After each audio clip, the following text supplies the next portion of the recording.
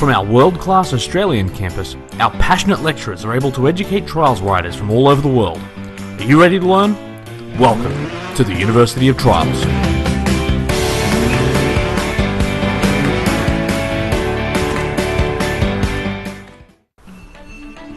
We're about to start the 4th class for this semester, and by now you should be realizing that your skills are improving and your times are starting to drop. One of the things I've really enjoyed about engaging with students during the semester is hearing the stories about how you are improving. So please leave me some comments and let me know how the university has helped you. As always, we've got quite a lot to cover this class, so let's get to it.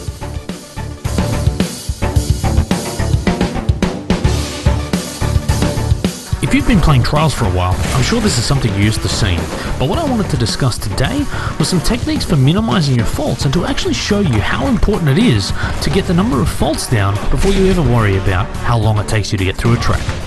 Firstly, let's have a look at the impact that the number of faults can have on your leaderboard positioning. Now I'm going to go into a track here, Inferno 3.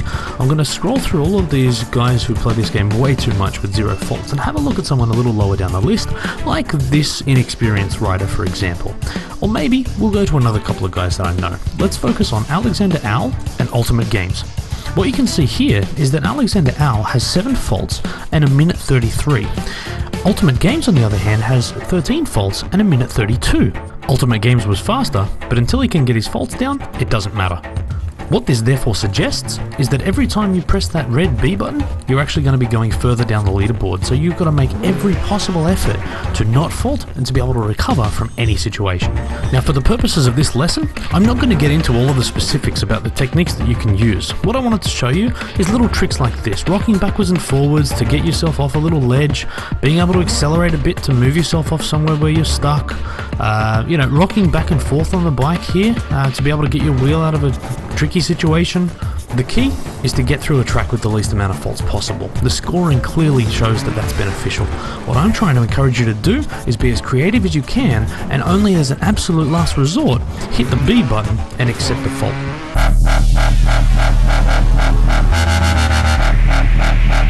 Next, I want to talk about the ramp hop.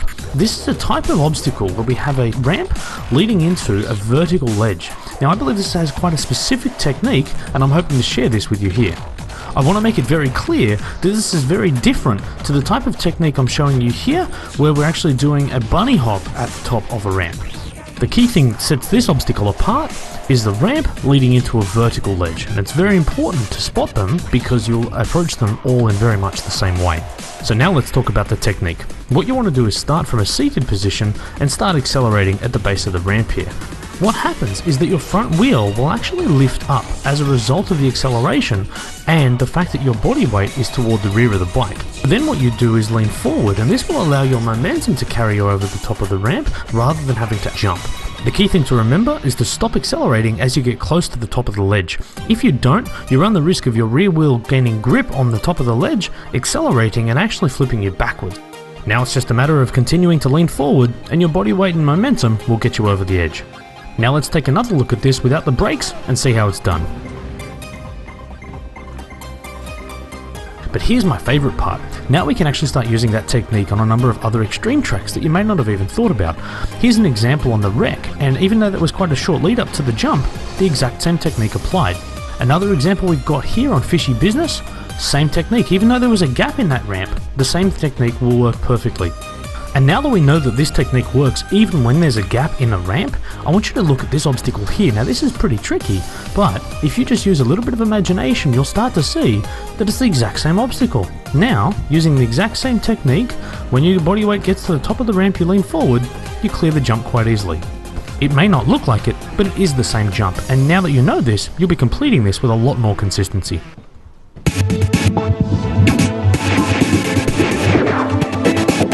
Now that we're halfway through the first semester, I thought it was appropriate that we take a little bit of time just to start thinking about the overall philosophy and the way you should be approaching a track.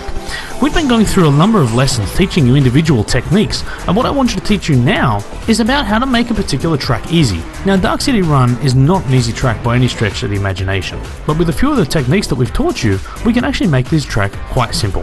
The key is to break down each obstacle and think about it as it applies to previous lessons that we've provided. Now if I look at this obstacle right here, I'm going to go back to lesson 3 and have a think about the uphill transitions lesson that we talked about. What we should be doing is sitting down on the bike, lifting the front wheel up, and then accelerating gently up the slope. And that's exactly what we're going to do here. The second thing now, I'm going to look at this and think, well, that's a bunny hop from lesson 1. So I'm going to start taking this as a bunny hop and looking across the other side to realize that there's also a landing on an uphill slope, which was also covered in lesson 3.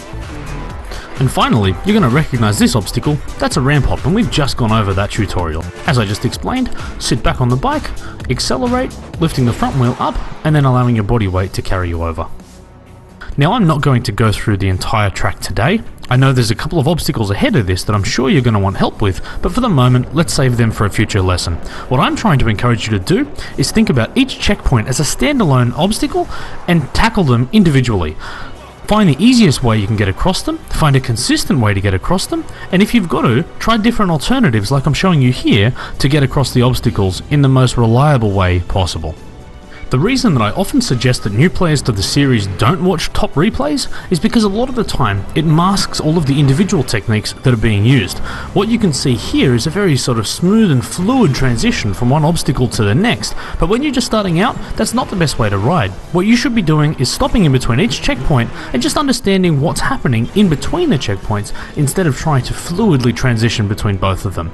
Using that strategy will definitely help you improve. Sorry class, but it looks like it's that time again. Here at the University of Trials, we're always looking for new students, so make sure you tell everybody you know to check out these classes. Also, let me know in the comments if there's any other obstacles that we haven't covered or any techniques that you've seen that we haven't gone into yet, and I'll make sure to include it in future lessons. Be sure to check out all of the previous University of Trials and other RedLynx videos, and make sure you subscribe because in the next class, we're going to have some special footage from my trip to E3.